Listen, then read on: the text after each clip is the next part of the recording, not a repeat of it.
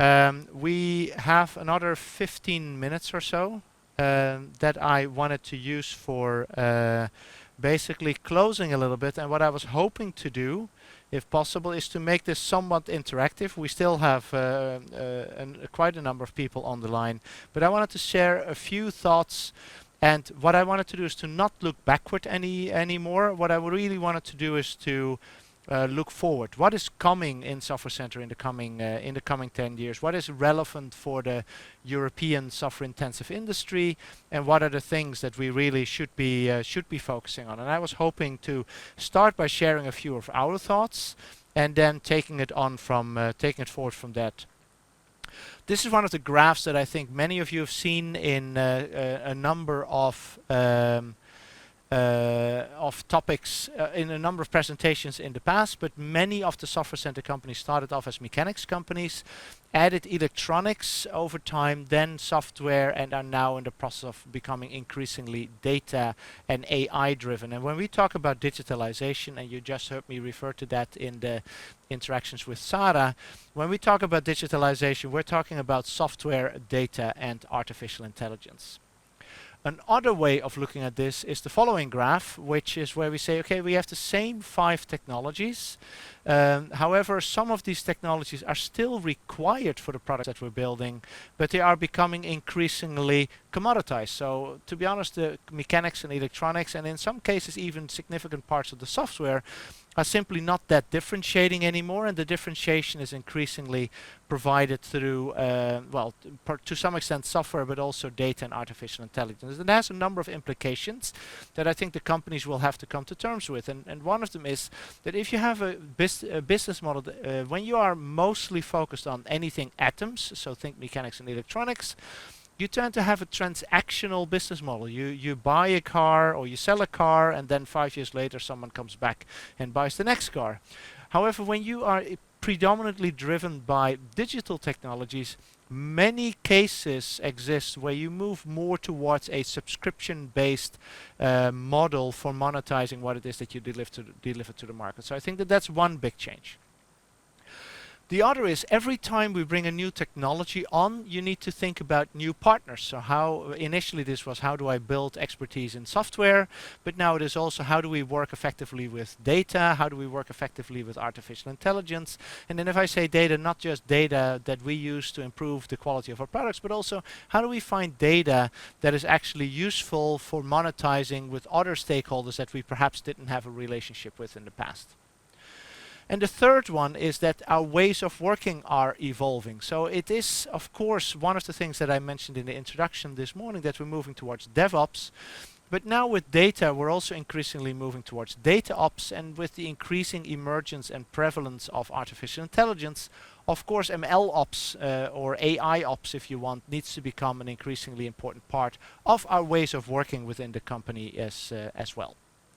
So that brings me, and I will quickly reframe for those of you that weren't able to be there in the morning session, but this holistic DevOps framework basically outlines that we will still have traditional requirements-driven development, but we will also have outcome or data-driven development when we talk about A/B testing. The presentations that you heard, for those of you that were in the breakout sessions, David and you two talk about, where you basically run experiments in order to test what works in the field and what doesn't work in the field, not from a functional perspective, but from an outcomes perspective. What leads to better conversion, better throughput, better fuel efficiency, better whatever KPI you're focusing on. And then AI-driven development that many of us, I think, understand. But what is important is that all of these things live in an ops context. So there will be DevOps, Data Ops, and ML Ops. I don't want to repeat this model that I showed in the morning, but I think it's important to identify that all these things come together. This is not just a technology challenge. This is also a business model challenge. It is a systems engineering challenge. It is a data science challenge. All these things are, I think, affecting the companies as in the Software Center. And if you ask me to go and look into what will the coming 10 years bring, this is where I would like to bring some of the discussion up, which is basically the first is that I think and so these are my predictions, and I'm hoping to invite you after I present these slides to actually chime in and share your perspectives on this. And as we're getting a slightly smaller group, it doesn't have to be chat. You can also unmute and basically share your perspective. But here are my predictions for the coming 10 years. The first is digital offerings and continuous value delivery will become the norm. It will be the norm in 2030, which means you don't think about the truck, the car, the base station, the what is it, milk processing plant or whatever. What you talk about is something that is continuously getting better, and where the software, the electronics and the mechanics get replaced on a continuous basis by whoever is providing the offering, and I don't even have to think about it as a customer. That's, I think, the first one. The second one is multi-sided ecosystems. All the software center companies, we just had a master thesis group working on this. All the software center companies focus very much on a one-sided ecosystem where I work with my customers, I get data from my customers, I give value back to my customers. The idea is that I think we will see more and more software center companies developing multi-sided ecosystems where data and other value assets generated by one group of stakeholders will be monetized and used by other groups of stakeholders. And I think that that's an important topic that we have to really wrap our heads around, because if you're going to wait until it is obvious that you should use the data to monitor that you're getting from your primary customer base to monetize with secondary customer bases, everyone and their brother will have run past you, and all the business opportunities will basically have ceased to exist for you. The third is DevOps will be the reality, not just for the easy parts, but also for safety critical systems. I mean, we can already see this in automotive. We can see the first movements in the medical space where groups like FDA are requesting fast responses to security breaches, etc. That is exactly how things started in the Ericsson space, where initially fast release cycles were used to get patches to bugs out, and then over time more and more functionality was being deployed in that fashion. I believe we were going to see exactly the same in all the other industries of the software center companies, and that means that we have to start getting ready for DevOps for safety critical systems as well.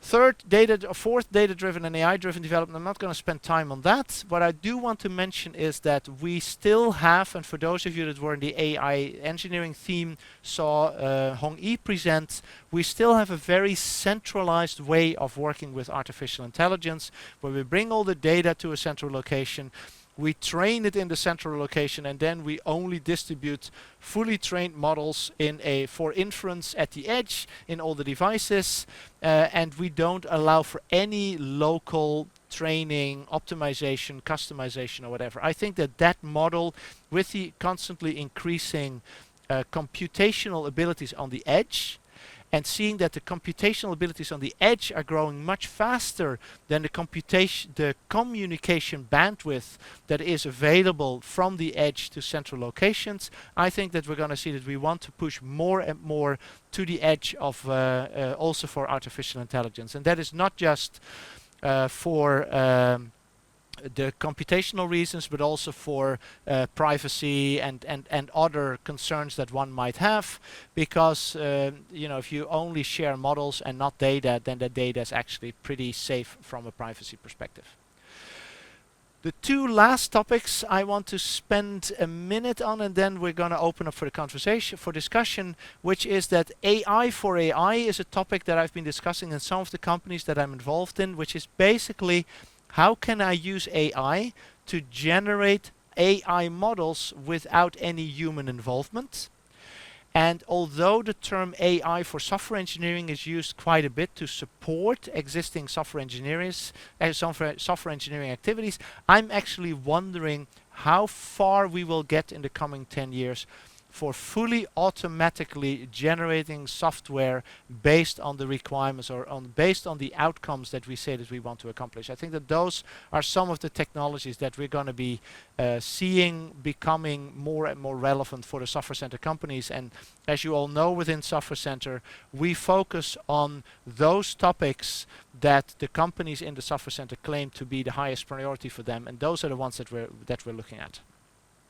So those are some of my predictions, and what I would like to do is to basically close this part for a second and switch to discussion for a few minutes. So if you could stop sharing the screen, I would like to invite you as the audience to start to share your predictions, and maybe if you disagree with me, or have questions, I'd love to hear about that. So please, go ahead.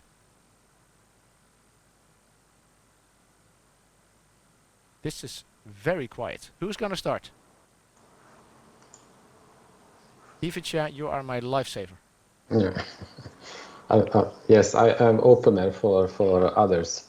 So I think it was interesting, your list. I would like to comment it, or one particular part maybe related to the edge computing and what you said, that it will not be necessary to share data. I believe that there will be some like trend in the future that data will get more and more accessible and open. That today many companies, we have seen from Scania this morning how they do everything themselves.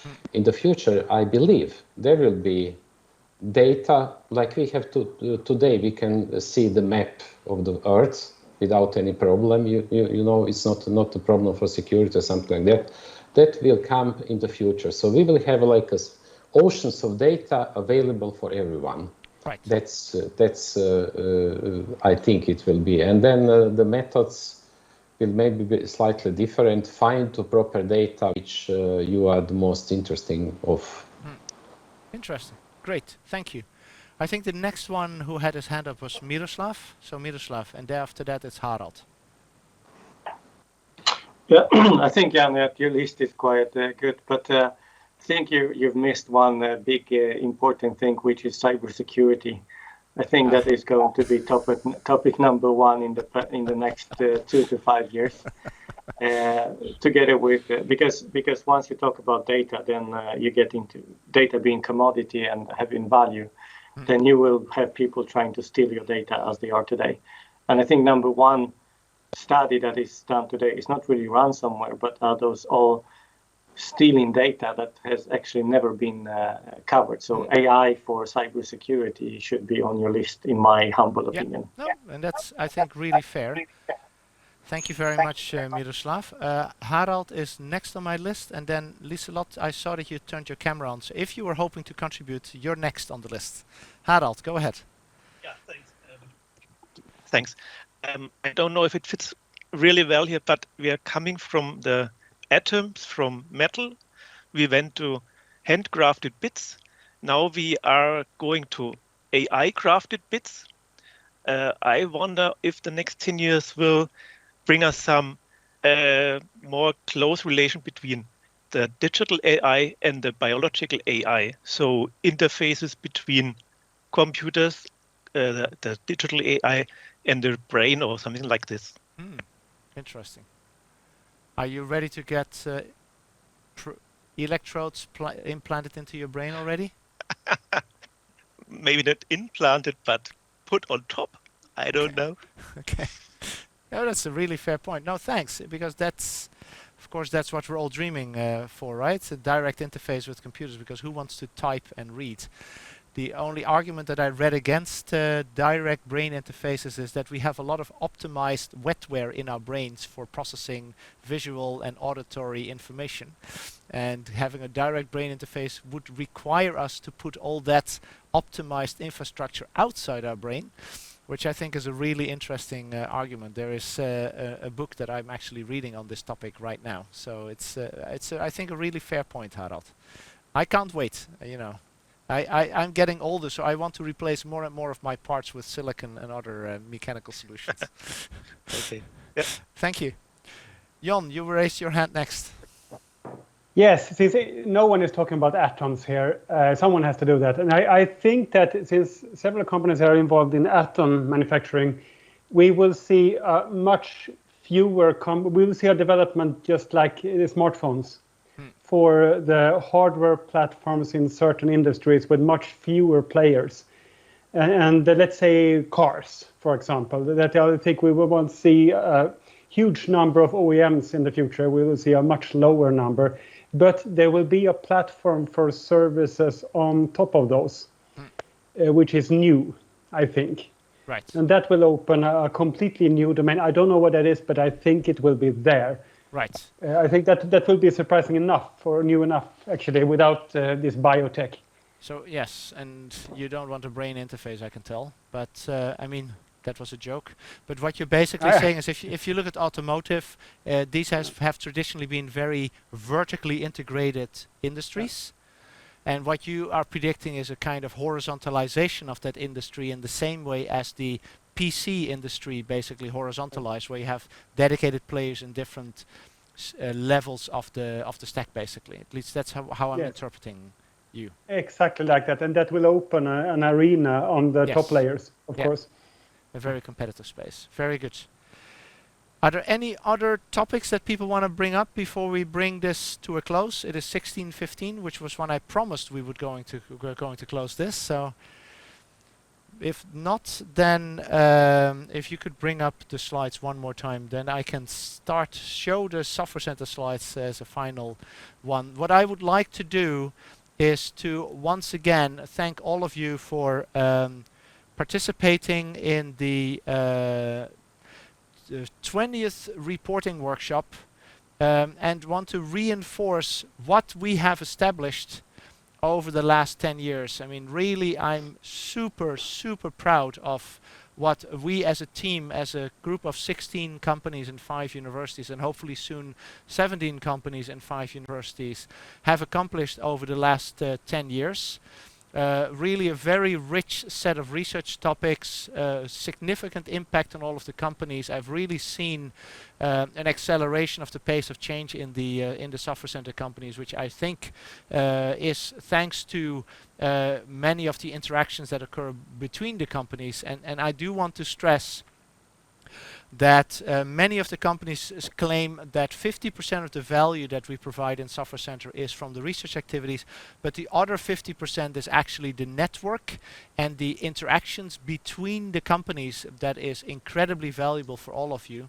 And as we go from our first decade into our second decade, I would really invite you to all make use of this network that you have available for yourself, and that you're actually actively contributing to make sure that you get as much value out of the network as you are putting in, because I think that is of critical importance. And there are many opportunities for you to meet with peers, people in similar roles in other companies, to involve yourself in some of the research activities, do your PhD next to your job, according to that some of the people have done over the last 10 years, or in other ways contribute to Software Center. And with that, I will bring this to a close. I want to thank all of you for participating, and I invite you and look forward to working with all of you the coming decade as well. Thank you very much, and have a great summer.